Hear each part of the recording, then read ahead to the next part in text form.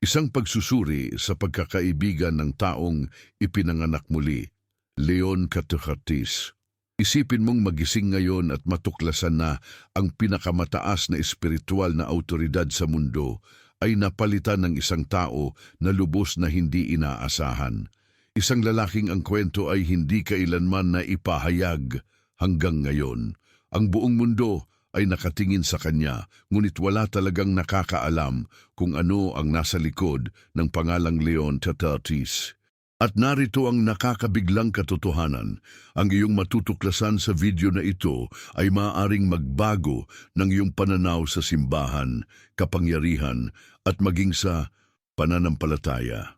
Kung sa tingin mo ay nakita mo na ang lahat tungkol sa mga papado, maghanda. Ang kwentong ito ay nagtatago ng isang bagay na magpapabago sa iyong mga tiyak na paniniwala. Ang plaza ng San Pedro ay tila humihinto sa paghinga ng mundo. Mula sa bawat sulok ng planeta, milyong mata ang nakatuon sa isang tanging larawan, ang usok mula sa Katedral ng Sistina. Nang nagsimulang umusok ang puting usok sa madilim na kalangitan ng Roma, hindi ito simpleng senyales ng relihiyon. Ito ay tila isang pandaigdigang paggising at hindi nagtagal narinig ang pangungusap na mag-iiwan ng tatak sa kasaysayan, Habemus Papam. Ngunit ito ay hindi lamang isa pang paghalili ng Papa. Ang ipinahayag na pangalan, Leon Catechatis, ay nagdala ng alon ng sorpresa at inaasahan. Sino ang lalaking ito na, sa loob ng ilang minuto, ay naging pinakamakapangyarihang mukha ng pananampalatayang Katoliko? Isang pangalang hindi gaanong nabanggit sa mga hula, isang talambuhay na tahimik kahit para sa mga mapagmasid ng media. Ngunit sa likod ng kasuotan, may kwentong kaunti lamang ang nakakabatid at marami na ang nagsimulang matakot. Ang pagpili ng isang papa, kadalasang itinuturing na isang espiritual na hakbang, ngunit mayroong isang tahimik na mekanismo ng politika, estratehiya at pandaigdigang interes na kumikilos sa bawat detalye ng halalang ito. At ang tanong na lumulutang ngayon ay, bakit siya? Ano ang napaka-espesyal kay Leon Catechatis upang siya ang napili ng kolehiyo ng mga kardinal upang pamunuan ng simbahan sa panahong ito ng kasaysayan? Ang video na ito ang iyong pasaporte sa higit pa sa mga flash at mga headline. Dito susuriin natin ang mga pinagmulan, mga kaisipan at mga intensyon ni Leon Catechatis. Binubuo ang piraso-piraso ng nakatagong mosaic ng kanyang nakaraan at ang mga alingaw-ngaw na kanyang ipinapangako sa hinaharap ng simbahan. Ang nakatakdang ilantad ay hindi lamang tungkol sa isang tao. Ito ay tungkol sa kapalaran ng isang sinaunang pananampalataya na muling nasa bingit ng malalim na mga pagbabago. Upang maunawaan si Leon Catechatis, kinakailangang balikan ang napakalayo bago siya lumitaw sa balkonahe ng San Pedro. Nagsimula ang kanyang kwento sa isang maliit na bayan sa kanayunan, malayo sa mga ilaw ng entablado at karangyaan ng Vatican. Anak ng isang guro at isang manggagawa sa bukirin, ang kanyang pangalan sa binyag, Andres Mateo Ruiz, ay nagdadala ng lakas ng mga ugat na mapagpakumbaba at ng hindi matitinag na pananampalataya ng kanyang pamilya. Lumaki siya sa pagitan ng mga taniman at simpleng parokya, kung saan ang misa tuwing linggo ay higit pa sa isang ritual. Ito ang pundasyon ng komunidad. Bilang isang bata, ipinakita ni Andres ang kakaibang kakaiba. Hindi lamang siya isang magandang estudyante. Siya ay isang batang mausisa sa bikmalaman ng mga dakilang misteryo ng pag-iral. Sa edad na 12, pinahanga ang lahat ng sabihin niyang nais niyang maging pari. Hindi dahil sa tradisyon ng pamilya, kundi dahil, ayon sa kanyang sasabihin, ilang taon pagkatapos, nakaramdam siya ng tawag na hindi niya maipagkakaila. Ang tawag na ito ang nagdala sa kanya sa lokal na seminaryo kung saan hinarap niya ang kanyang mga unang tunay na hamon, ang kahirapan, ang distansya mula sa pamilya at kalaunan ang higpit ng isang pagsasanay na sinubok ang kanyang pananampalataya araw-araw. Kaunti lamang ang nakakaalam na halos sumuko si Andres. Sa ikatlong taon ng seminaryo, isang krisis sa pananampalataya ang halos naglayo sa kanya mula sa batina magpakailanman. Isang mentor, ang noon ay obispo ng rehiyon, ang tumulong sa kanya na muling hanapin ang layunin, nagtatanim ng mga binhi ng isang espiritualidad na matatag at mapaghimagsik. Nagtapos siya sa teolohiya at pilosopiya, ngunit hindi siya nakontento sa mga tradisyonal na landas. Naghanap siya ng mga espesyalidad sa katarungang panlipunan at pakik-mediator ng mga hidwaan, isang hindi pangkaraniwang pagpili na nagpakita na ang kanyang pananaw ay hindi lamang nakatuon sa altar, kundi pati na rin sa mga sugat ng lipunan. Ang kanyang unang misyong pastoral ay sa isang komunidad na tinatamaan ng karahasan at hindi pagkakapantay-pantay.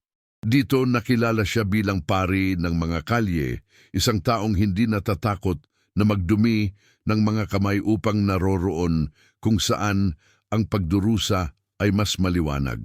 Ang karanasang ito ay hindi lamang humubog sa kanyang pangitain sa pastoral, kundi pati na rin sa kanyang pangitain sa politika. Isang bagay na nagsimulang makaakit ng pansin sa loob at labas ng simbahan. Mahalagang maunawaan ng Leon sa Tarpis kung hindi mo mauunawaan ang kanyang masalimuot at lubos na makatawid na simula. Bawat hakbang, bawat sugat, bawat tahimik na tagumpay ay tumulong sa paghulma ng isang lider na ngayon ay nagdadala ng higit pa sa isang titulo. Nagdadala siya ng pag-asa at takot ng isang nalalapit na pagbabago. At habang ang mundo ay patuloy na sumusubok na unawain kung sino siya, ang katotohanan ay si Andres Mateo Ruiz, ngayon ay Leon Castrotise, ay matagal nang may malinaw na pananaw sa kung ano ang kailangang gawin. At ito ang pananaw na nagsisimulang ipakita sa atin kung ano ang dapat asahan mula sa kanyang pontipikado.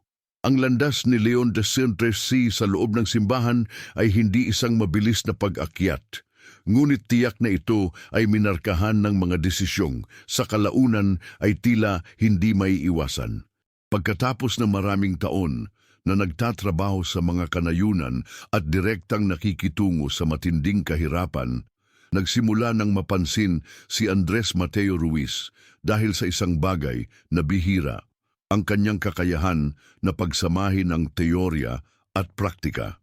Hindi siya isang mahusay na tagapagsalita lamang, siya ay isang tao ng aksyon. At ang makapangyarihang kombinasyong ito ay mabilis na umabot sa mas mataas na bilog. Sa edad na 42, itinalaga siya bilang auxiliary bishop sa isa sa mga pinakamahirap na dioceses ng kanyang bansa. Dito, ang kanyang pamamahala ay hindi pangkaraniwan. Nagpatupad si Andres ng mga makabago at makatawid na mga programang panlipunan, hinamon ng mga lokal na patakaran na hindi makatarungan at walang takot, tumayo sa mga sensitibong paksa tulad ng imigrasyon at mga karapatang pantao. Ang katapangan na ito ay nagdala sa kanya ng mga tagahanga, ngunit mayroon ding mga kaaway. Marami sa sariling loob ng simbahan ang tumingin sa kanyang mga hakbang bilang masyadong matatag, halos parang siya ay tumatawid sa isang hindi nakikitang hangganan sa pagitan ng espiritual at politikal. Ngunit ang hindi matitinag na tapang na ito ang eksaktong nagbigay pansin sa Batikano. Sa loob ng wala pang isang dekada, inilipat siya sa isang mahalagang arkidiosesis at, hindi nagtagal, itinaas siya sa ranggo ng kardinal.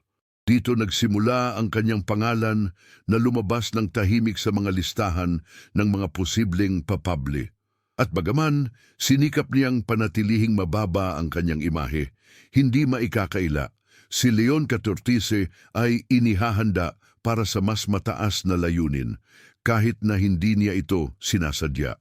Ang nagmarka sa kanyang pag-akyat ay ang kanyang kakayahang mamagitan sa mga panloob na hidwaan sa simbahan at ang kanyang pakikilahok sa mga diplomatikong misyon na may mataas na panganib. Kung mayroong isang bagay na nagtatangi kay Leon Cartarti mula sa marami sa kanyang mga naunang kahalili, ito ay ang kaliwanagan kung paano niya inilarawan ang kanyang pananaw para sa simbahan at sa mundo. Mula sa kanyang mga unang talumpati bilang kardinal, naging maliwanag na si Andres Mateo Ruiz ay hindi isang tao na handang magtago sa likod ng mga pangkalahatang pahayag o mga salitang walang laman. Ang kanyang pag-iisip ay matalim, halos nakakabahala para sa mga sanay na sa isang simbahan na mas may pagkamahinhin at maaasahan. Sa larangan ng teolohiya, si Leon Cartartism ay, sa isang pagkakataon, isang konserbatibong inobador. Pinapanatili niya ang matibay na paninindigan sa mga haligi ng pananampalataya, ang mga sentrong dogma, ang kabanalan ng buhay, ang sentro ni Kristo, ngunit hindi siya nagatubiling questionin ang mga estrukturang pantao na madalas na sumasakal sa tunay na espiritualidad. Siya ay naghayag sa publiko na ang simbahan ay dapat maging isang ospital ng kampo, hindi isang museo ng mga alituntunin. Ang pariral na ito na paulit-ulit na naipapahayag at napagdebatehan ay nagpapakita ng kanyang obsesyon sa isang pananampalatayang nabubuhay sa konkretong realidad at hindi lamang sa simboliko. Sa mga isyong panlipunan, hindi kailanman naging neutral si Leon XIV. Ang kanyang laban kontra kahirapan ay napakapisikal. Nakikita niya ang hindi pagkakapantay-pantay bilang isang estruktural na kasalanan na nangangailangan ng agarang aksyon. Sa kanyang panahon bilang arsobispo, hayagang itinaguyod niya ang mga patakaran para sa muling pamamahagi ng yaman na nagdala sa kanya ng mga etiketa bilang progresibo sa ilang mga bilog at banta sa iba. Higit pa sa mga slogan, palagi niyang sinikap na pag-isahin ang pananampalataya at katarungang panlipunan na kumbinsido na walang tunay na espiritualidad kung walang tunay na pagkakaisa. Sa larangan ng kapaligiran, ang kanyang tinig ay umuugong ng malakas bago pa man ito maging uso. Si Leon Cartarti ay naging pioneer sa pagsusulong ng mga berdeng araw sa mga parokya na hinihimok ang mga napapanatiling gawain at lumilikha ng mga kampanya para sa pangangalaga sa kapaligiran na nakilahok ang libu-libong mga mananampalataya. Para sa kanya, ang krisis sa ekolohiya ay isang krisis sa espiritu, isang salamin ng pagkakahiwalay sa pagitan ng tao at ng nilikha. Ngunit maaring ang pinakakontrobersyal na aspeto ng kanyang pag-iisip ay ang kanyang paglapit sa mga modernong dilemas, imigrasyon, mga karapatang pantao, pang-aabuso ng kapangyarihan sa loob mismo ng simbahan. Hindi siya umiiwas sa mga temang ito. Sa halip inilalagay niya ang mga ito sa sentro ng talakayan na humihiling na tratuhin ang mga ito ng may transparency at tapang. Ang kanyang matibay na posisyon laban sa mga pang-aabuso ng mga klero ay naitala sa pamamagitan ng mahihigpit na hakbang at ng walang kondisyong suporta sa mga biktima na nagtatangi sa kanya mula sa marami sa mga naunang papa. Ngunit ang pinakakamanghamanghang aspeto gayunpaman ay ang kanyang kakayahang makipag-usap sa iba't ibang mga madla.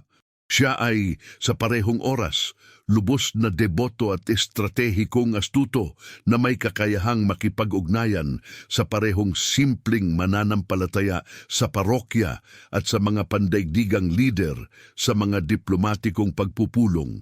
Ang dualidad na ito, mistikal at praktikal, ang dahilan kung bakit si Leon Cartarti ay isang napakakawili-wiling figura at para sa marami ang pag-asa para sa isang tunay na nabagong simbahan. Ngunit mayroong isang malaking tanong na nananatili. Bakit siya napili sa oras na ito? Upang masagot ito, kailangan nating sumisid sa kasalukuyang senaryo at tuklasin ang mga palatandaan na nagturo sa kanyang eleksyon. Ang eleksyon ni Leon Cartarti ay hindi naganap sa isang bakanteng espasyo. Ang bawat conclave ay sa katunayan isang tahimik na pagmuni-muni ng mga tensyon at pangangailangan ng simbahan at ng mundo sa partikular na sandaling iyon. At ito, higit pa sa sino mang iba pa sa mga nakaraang panahon, ay nagdadala ng isang nakatagong pangangailangan, halos isang pakiusap na humingi ng tulong. Tayo ay namumuhay sa isang panahon ng nag-uugnay na mga krisis, mga armadong labanan, walang kapantay na pagkasira ng kapaligiran, isang pandemya na nag-iwan ng mga nakikitang at di nakikitang peklat, at sa loob mismo ng simbahan, mga iskandalo na yumanig sa tiwala ng mga mananampalataya sa mga antas na hindi pa nakikita. Higit pa sa isang espiritual na lider, ang mundo ng Katolisismo ay nangangailangan ng isang tagapag-ayos. Isang tao na kayang hindi lamang iligtas ang kredibilidad ng institusyon, kundi pati na rin ang kanyang kaluluwa. Sa ganitong senaryo, si Andres Mateo Ruiz ay lumitaw bilang isang halos propetikong pagpili. Hindi siya ang paborito ng media ni ang pinakamainit na pangalan sa mga pampulitikang analisis ng Vatican. Ngunit para sa mga kardinal na nagmamasid sa mga palatandaan ng panahon, ang kanyang landas na minarkahan ng tapang na harapin ang mga masakit na tema at ng radikal na pagtatalaga sa mga pinakamahina ay tila naglalatag ng sagot sa tahimik na tanong na bumabalot sa simbahan. Saan tayo pupunta mula rito? Walang duda na mayroong isang estratehikong pagbasa sa likod ng kanyang eleksyon. Si Leon XIV ay kumakatawan sa isang bihirang balanse. Siya ay lubos na nakaugat sa tradisyon, ngunit sa parehong oras, nakikita bilang tanging may kakayahang bumasag sa mga siklo ng stagnasyon at ibalik ang nawalang sigla. Ang kanyang direktang karanasan sa mga sosyal na hidwaan at krisis ng tao ay nagkaroon din ng malaking halaga. Sa isang mundong pira-piraso kung saan ang sakit at hindi pagkakapantay-pantay ay nasa ibabaw, nagdadala siya ng isang bagay na kaunti lamang ang nag-aalok, isang lehitimasyong itinayo sa lupa ng realidad, hindi lamang sa mga bulwagan ng palasyo. At may isang detalye na marami ang hindi pa napapansin, ngunit sa paglipas ng panahon magiging mas maliwanag. Si Leon XIV ay hindi lamang nahalal upang mamuno, siya ay napili upang maging isang simbolo. Isang buhay na tanda na ang simbahan ay, nakikinig sa mga sigaw na nagmumula sa labas at higit sa lahat mula sa loob mismo nito. Ngayon, hawak ang singsing ng mangingisda sa kanyang kamay. Nananatili ang tanong kung gaano siya kalayo handang pumunta upang tuparin ang misyon na ipinagkatiwala sa kanya. At higit pa, gaano kalayo ang mundo ay handang sumunod sa kanya. Ang balita ay mabilis na kumalat sa buong mundo sa loob ng ilang minuto. Si Leon XIV, isang pangalan na hanggang sa mga panahong iyon ay hindi kilala ng malaking bahagi ng pandaigdigang opinyon publiko, ay mabilis na naging pangunahing balita sa lahat ng kontinente. Sa mga plaza at katedral, ang paunang reaksyon ay sorpresa. Halo-halong may isang espesyal na pag-asa na nagdudulot ng pagkabahala. Para sa marami, lalo na sa mga Katoliko na naramdaman na nalimutan o na-marginalize sa loob ng simbahan, ang pagpili ay tila isang senyales ng mga bagong hangin. Ang mga unang opisyal na pahayag ay puno ng inaasahan. Ang mga pandaigdigang leader ay nagpadala ng kanilang mga pagbati. Bawat isa ay maingat na sinusukat ang kanilang mga salita. Maliwanag na sa likod ng mga diplomatikong mensahe, mayroong isang tensyon. Sino nga ba si Leon XIV? At mas mahalaga, paano niya ilalagay ang simbahan sa mga isyong geopolitikal na lalong komplikado? Sa mga rehiyon na tinamaan ng mga hidwaan at kahirapan, ang pagtanggap ay partikular na mainit. Ang mga kilusang panlipunan at mga komunidad sa batayan ay agad na naaalala ang nakaraan ni Leon XIV bilang ang pari ng mga kalye na hindi kailanman nagatubiling magpakatatag sa tabi ng mga pinakama. Si Leon Chetutanpenny sa loob ng ilang oras ay naging isang simbolong may maraming kahulugan, para sa ilan isang propeta, para sa iba isang mapanganib na enigma. Ang tiyak ay ang kanyang halalan ay hindi naging walang kulay. Bawat bagong kilos, bawat bagong salita ay masusing minamasdan. Ang buong mundo ay nagnanais malaman anong klasing papa si Leon Caturisi, at higit sa lahat, ano ang tunay na epekto ng kanyang pamumuno sa mga susunod na taon. Nagsimula nang isulat ang hinaharap sa araw ng kanyang halalan, at ito ay nagiiwan na ng malalim na mga bakas. Sa likod ng seremonyal na kasuotan at ng mga solemnidad ng mga ritual, si Leon Santurtesis ay, higit sa lahat, isang tao na may laman at dugo. May mga ugali, hilig at kwento na nag-uugnay sa kanya sa karaniwang mananampalataya sa isang nakakagulat na paraan. Kaunti lamang ang nakakaalam, halimbawa, na siya ay isang mahilig sa klasikal na literatura at patuloy na nagbabasa ng isang taludtod mula sa Confessions ni Santo Agustinio tuwing gabi bago matulog.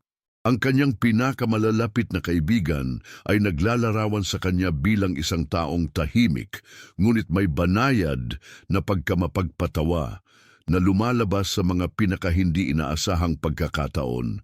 Isang nakakatuwang detalye, si Leon Santurisi ay mahilig sa kalikasan, at tuwing may pagkakataon, pinipili ang tahimik na paglalakad sa mga gubat o hardin sa halip na ang formalidad ng mga palasyo. Ang malalim na koneksyong ito sa kalikasan ay humubog sa kanyang pananaw sa kapaligiran na nakitaan na mula pa sa kanyang panunungkulan bilang obispo. Isa pang aspeto na kaunti ang nakakaalam ay ang kanyang talento sa musika. Magaling siyang tumugtog ng gitara at isang beses, pinaiyak ang isang buong komunidad nang mag-improvise siya ng isang kanta sa isang simpleng pagdiriwang. Bagamat siya ay umupo sa posisyon ng papado na may bigat ng mundo sa kanyang mga balikat, pinapanatili ni Leon III ang isang personal na rutang puno ng kasimplihan. Wala ng mga salusalo o marangyang pamumuhay. Ang kanyang paboritong agahan ay nananatiling tinapay na may butil at prutas, katulad ng ginagawa niya noong siya ay si Andres pa lamang.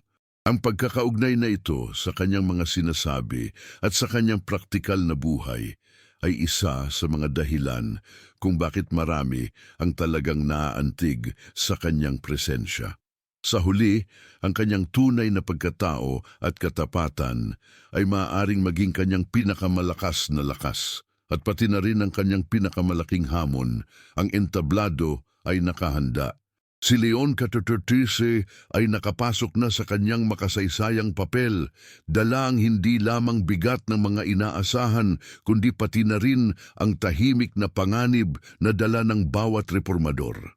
Ang mapinsalang sistema na kanyang sinisikap baguhin. Sa mga nakatagong mensahe ng kanyang mga unang talumpati, may mga malinaw na palatandaan na ang pontifikal na ito ay hindi mamarkahan ng pasibidad. Ngunit, hanggang saan siya handang umabot? Ang tanong na ngayon ay nakabitin tulad ng isang hindi maikakaila na anino. Si Leon Catursi ba ay magiging leader na magbabago sa simbahan mula sa loob? O siya ba ay magiging isa pang bahagi ng kadena na kanyang tinatanong? Ang buong mundo ay nagmamasid, ngunit ang tunay na kwento ay patuloy na isinusulat. Isang bagay ang tiyak, ang mga susunod na hakbang ng papa na ito ay maaaring muling ayusin, hindi lamang ang simbahan, kundi pati na rin ang papel ng pananampalataya sa isang panahon na lalong nagiging pira-piraso. Nasa bingit tayo ng isang dakilang bagay o ng isang mapanganib na sitwasyon. Ngayon na alam mo na ang mga unang piraso ng monumental na palaisipan na ito, ang malaking tanong ay nananatiling nakabitin. Si Leon Santurisi ba ang papa na magbibigay ng bagong sigla sa pananampalataya? O susubok na hamunin ang lahat ng ating alam tungkol sa simbahan? Isang bagay ang tiyak. Ang kanyang mga desisyon mula dito pasulong ay makakaapekto sa atin sa mga paraang hindi pa natin kayang isipin.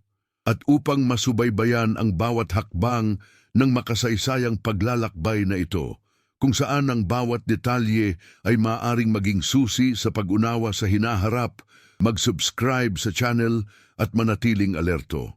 Dahil ang kwentong ito ay kakasimula pa lamang.